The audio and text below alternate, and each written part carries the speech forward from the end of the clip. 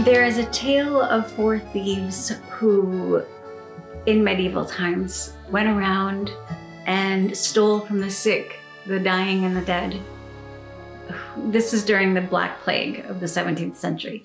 And they apparently were able to do this without getting sick because before going into the homes, they had anointed themselves with a concoction that they had made out of vinegar and some antiviral, antibacterial herbs that they had soaked in the vinegar before they went in. This vinegar is called Four Thieves Vinegar, and people still make it to this day.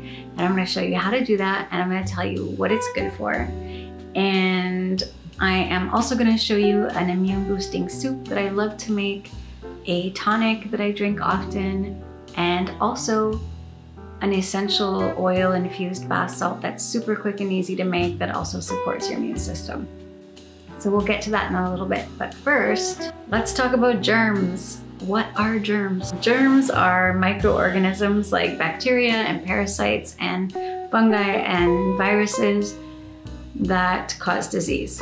Not the good ones that we talked a lot about 2 videos back in the gut health video, but the ones that cause disease and are bad for us. And most bacteria are good for us and support our systems, and we can't live without them, but some bacteria are not so great and can cause a lot of problems for us.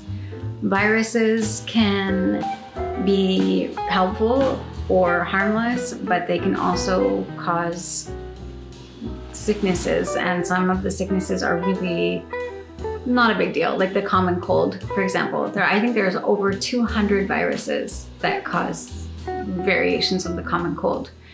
But viruses also cause potentially fatal, serious illnesses like COVID-19 and HIV or AIDS, hepatitis C, and so on.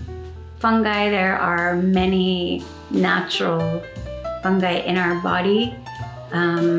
Normally harmless, but sometimes can overgrow and cause serious problems. A really probably common example would just be when you have taken antibiotics, for example, and it has killed off a lot of the good bacteria that keep things in balance. A lot of people will get fungal infections on their skin or a yeast infection or something like that. And some of those infections can get quite bad. And parasites can be deadly. Certainly, they can make you very, very sick. Some of them are totally harmless, and some of them are dangerous, but if used under the supervision, I said used, I know that sounds weird, but under the supervision of a medical professional can actually be quite helpful. And I will admit that I did ask a friend of mine many years ago, who's a biologist, if she could get me a hookworm, because I heard that researchers were experimenting with hookworm, well, as a form of immunotherapy against autoimmune diseases like lupus and MS and some other disorders and diseases. So it turns out that they can be helpful. And in fact, I heard, but I don't know if this is true. I haven't looked into it in a very long time, so I don't remember what I found. But I think that this idea to research the hookworm, for example, came from the fact that in certain countries, things like autoimmune disease and food allergies and asthma just don't even exist. And this is in countries where hookworm does exist. And it's not uncommon for people to be infected with hookworm. So I think that's where it came from. I don't think I'm making that up. We should look into that. We'll fact check that. Or you can fact check it and let me know in the comments. I'm for sure gonna go read about it as soon as I'm done recording this. In order to ward off these germs, we have to have a strong immune system, and there are many ways to take good care of your immune system, and that includes having quality sleep, which is really important because when we're sleeping or having quality sleep is when our bodies do most of its restoring and rebalancing and healing. And that includes building healthy immune cells. Moving your body is super important because this helps to circulate the lymph, it helps to circulate the antibodies and the white blood cells that fight off the pathogens or infections that are invading your body or trying to. And it helps to have stronger, healthier cardiovascular and respiratory health. And it's been proven time and time again that people who move their bodies regularly are not only less likely to get sick in the first place, but if they do get sick, that these symptoms are usually less severe and don't last as long. Also, exercise is really important because it helps slow down the release of stress hormones in your body, which in turn helps you have a healthier immune system also. Managing stress is also really important. When you're under chronic stress, your body systems become completely depleted, including your immune system. This includes secondhand stress, by the way. Research has shown that even simply watching someone else tensing up can trigger that release of the stress hormone cortisol in our own bodies. A lot of us tend to avoid being around other people during cold and flu season, but guess what? Scientists have found that social connection keeps our immune systems stronger. It's true. Researchers have found that people who have a stronger sense of community or a strong social network have healthier immune systems, lower inflammation, and live longer and healthier. A lot of people will take a mountain of supplements if they think that they're coming down with something, or they're sure that they're sick, or even if they think that maybe they were exposed to somebody who's sick. And the most common supplement is probably vitamin C. And vitamin C is great for you, and it's great for supporting your immune system.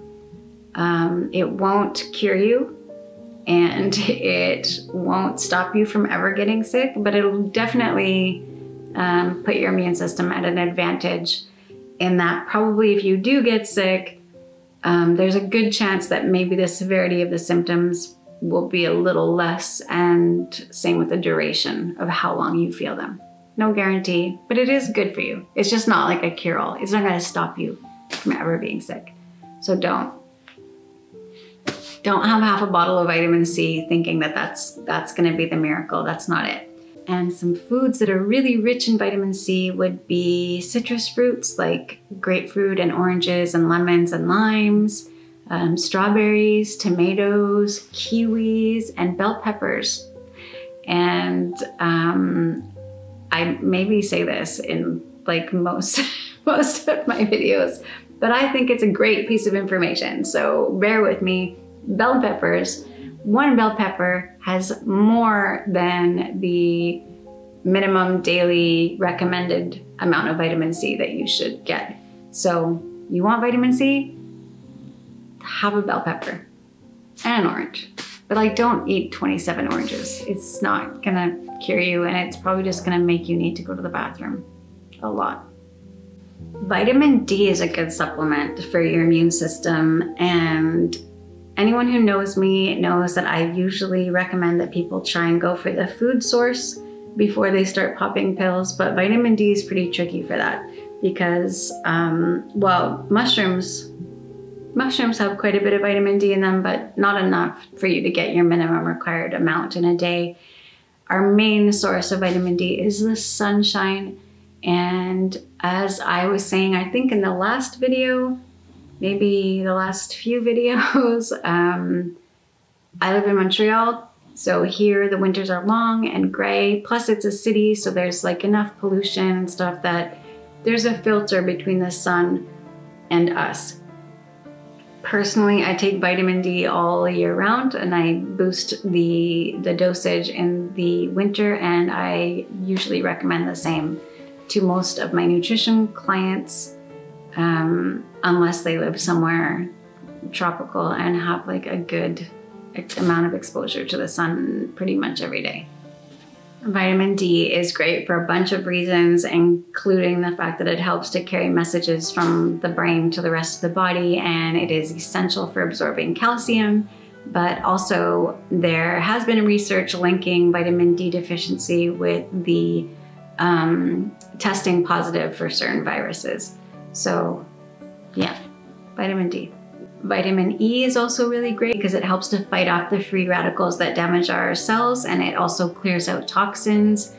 It's great for your skin and your eyes also. And some food sources of vitamin E would be leafy green vegetables and pumpkin, asparagus, mango, nuts and seeds, and avocados, definitely. I'm gonna put links in the description to food sources of the vitamin supplements that I'm talking about, but there's only a couple.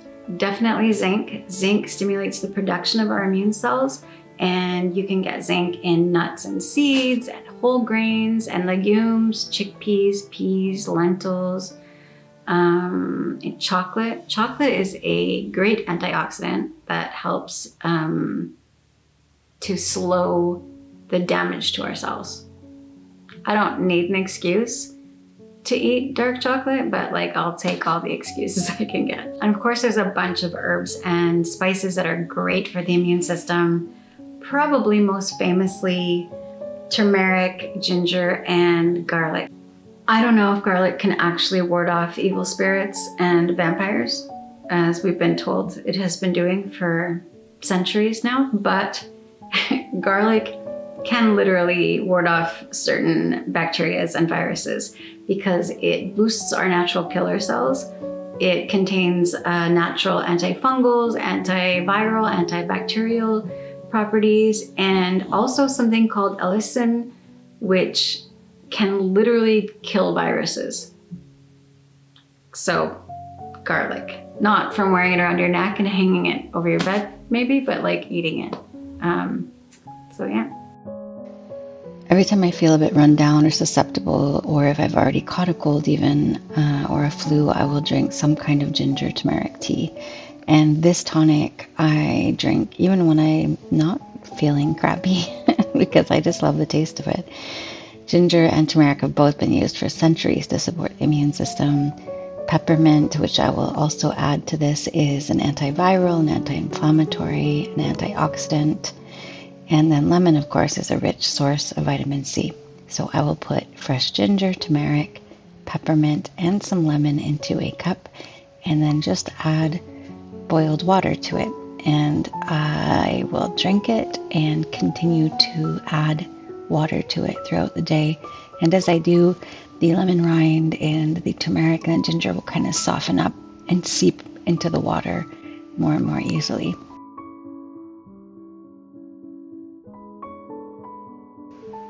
In my immune boosting soup, I'm going to use some helpful herbs like sage, which is a warming and drying herb. It's a member of the mint family, actually, even though it doesn't taste minty at all. It has a very pungent taste. So if you haven't used it before, make sure that you try a little bit at a time because it can become very overpowering. But I really love it. And it gives kind of an earthy taste to your food. It's also an antimicrobial and an antiseptic herb. I'll also add rosemary, which is another member of the mint family. It has a completely different taste than the sage or mint. And it's also known for its antibacterial properties, as well as helping with body temperature regulation, which can obviously help when there is a fever present.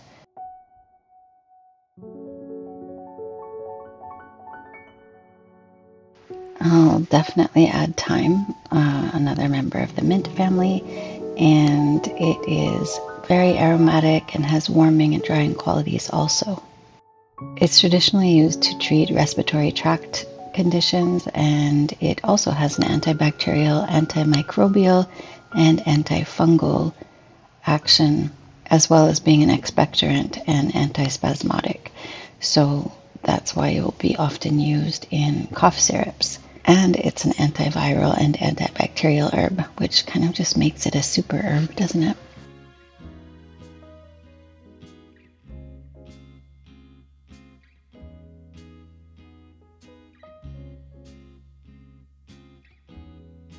I will cut up some onions or some shallots. In this case, I'm using shallots. And I'll use a lot a lot of garlic. As I said earlier, I love it, and it is antimicrobial, antibacterial, antiparasitic, antiseptic, antiviral. It's just so great for your immune function. So great. Also, it's delicious. Did I mention that? I love garlic.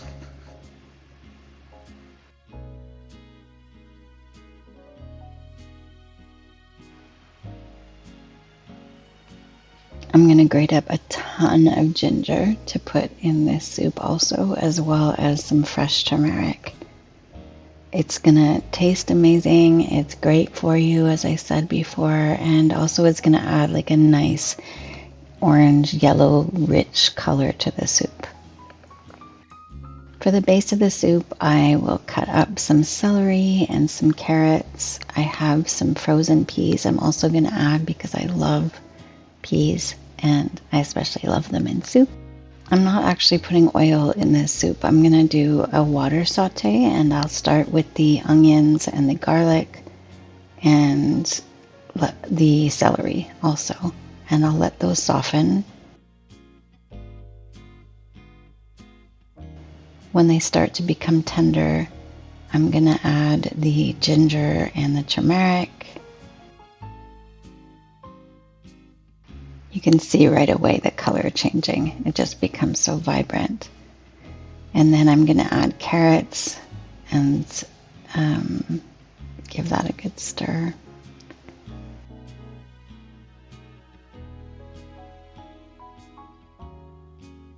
And I'll add some butternut squash. I have some frozen cubes I have some frozen cubes I love to use. They're so great for so many things. So convenient. And butternut squash is really rich in vitamin C and beta carotene, which are great for the immune system. I'll give the squash a mash so that it incorporates into the broth and helps to thicken that up a little bit. And then I'm going to add some strips of tofu. You can also use soy or gluten-based faux chicken strips, I guess, would also be really tasty in this. I'm basically making like a not chicken noodle soup. I'll add my fresh herbs. I'm going to add some vegetable broth, and then I will also add my peas. And then I know some people like to cook their noodles separately, but I like to just throw them directly into the soup because the pasta water will thicken the broth as well and make it more comforting. And near the end, I'll throw in a dash of lemon juice, a little extra vitamin C and a bit of acidity. And I will season it with a lot of black pepper. And then I'll just let that simmer until it's nice and thick and rich and the pasta noodles have cooked. I don't know about you, but whenever I am feeling run down, I crave soup like crazy. And I like to pretend that it's very intuitive because soup hydrates the body and it also is easier on the digestive system. So you're not burdening your digestive system with a lot of work to do when your energy is very much needed elsewhere in your body to help build antibodies. But it's probably honestly just an association I have with my childhood because my mom used to give me soup whenever I was sick, usually like chicken noodle soup with those premium plus crackers. I remember she used to put a cool washcloth on my forehead to keep the fever down or put me in a cool bath. And baths can be really nice when you're sick, either to cool you down when you're feverish or to warm you up when you have chills. A really nice thing to do for your bath is to add some immune boosting bath salts. A really simple recipe is just to take some very coarse salt and add some baking powder to it and a couple of tablespoons of black seed oil. Black seed is Nigella sativa. The seeds actually are the same seeds you use to make dal soup, which is also very warming. We should do that sometime. Anyway, Nigella sativa has been used for medicinal purposes for centuries, and it's known for its intense immune regulatory, anti-inflammatory, and antioxidant benefits. We just put a couple of spoons of black seed oil and 2 or 3 drops of tea tree oil. Tea tree is an antibacterial, antimycosis, antiviral, antiparasitic, and antiseptic, as well as an immune system stimulant. And then just mix it really, really well together. And then when you start running the tub, you just throw in a little bit of these bath salts and let them dissolve in the warm water. Take 3 pints of strong white wine vinegar, add a handful of each of wormwood, meadowsweet, wild marjoram, and sage, 50 cloves, 2 ounces of campanula roots, 2 ounces of angelica, rosemary, and horehound, and 3 large measures of camphor. Place the mixture in a container for 15 days. Strain and express and use by rubbing it on the hands, ears, and temples when approaching a plague victim. This was the original recipe of the Four Thieves Vinegar. While I wouldn't necessarily recommend that you rub it all over your body or count on it to protect you from the plague, you could probably use it for a salad dressing, and it can definitely be used externally as a household cleaner for any kitchen or bathroom services. You can find many modern day recipes for Four Thieves Vinegar on the internet and in books at the bookstore or the library, and I will put one in the description below, but most of them call for sage and rosemary, which I told you about earlier, as well as lavender. And lavender is also an antimicrobial and has anti-inflammatory and nervine properties, which can be soothing for colds and flu and helping one get rest. It's used as a sedative as well, so it helps you if you're having trouble sleeping. The recipes often call for thyme, which I told you about earlier, and juniper berries, which are little dried up berries that are very aromatic, warming, and drying, and have antimicrobial and antifungal and antiseptic properties, and historically have been used not only for cleaning around the house, but cleaning wounds. It can help build immunity and reduce infection, as it is an antibacterial and antiviral. The recipes often also call for black pepper, which is also an antiseptic and a circulatory stimulant. Black pepper also promotes sweating during colds and flu. As I said, I'll put a recipe in the description below, but basically you put all of the recommended herbs into a jar and you cover them with apple cider vinegar, and you mix it really, really well, and you put a lid on it. If the lid is metal, make sure you put a piece of parchment paper in between the jar and the lid so that the vinegar doesn't corrode the lid or the coating that covers the metal of the lid. And then you put it in a dark place for a month. You shake it every day to keep the herbs well covered in the vinegar. And then after a month, you strain it, and you can put all of the herbs in the compost if you like, and you put the liquid in an amber colored jar. The amber color will protect the liquid from the light. This is my first time making Four Thieves Vinegar, so if you also make it, please let me know that you made it and tell me how it went and what you used it for afterwards. Thank you so much, as always, for taking the time to watch this video. It means so much to me. If you haven't already subscribed, I hope you'll consider doing that. And if you are a Patreon subscriber, I can't thank you enough for believing in the work that I'm doing. And I can't tell you how much that means to me, but you are literally helping to make this channel possible. If you are interested in working one-on-one with me, there is a booking link in the description below. I'll see you next week, and in the meantime, take really, really, really good care of yourselves. Bye.